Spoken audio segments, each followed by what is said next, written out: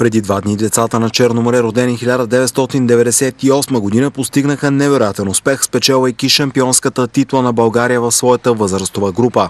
На финала на републиканското първенство в Сливен малките моряци, водени от Калоян Георгиев, победиха връстниците си от ЦСКА с 1-0 и така трофея поека морската столица на връх 100 годишната на Варненския клуб.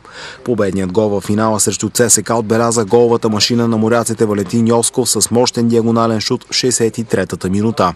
Ето какво сподели пред нашата камера и капитанът на моряшкия екипаж Калоян Георгиев. Заслужено сме шампиони, най-добрият отбор сме в България. 7 мача, 7 победи. Той най-малкото доказателство за това, кой е най-добрият отбор в тази възраст. Казал съм го неколкократно и пред моите футболисти, че те са най-добрият отбор. Много щастливи от титлата, която спечелихме, и за нас това е едно страхотно преживяване. И надяваме се и занапред да има още много и продължаваме да работим и да печелим още много титли.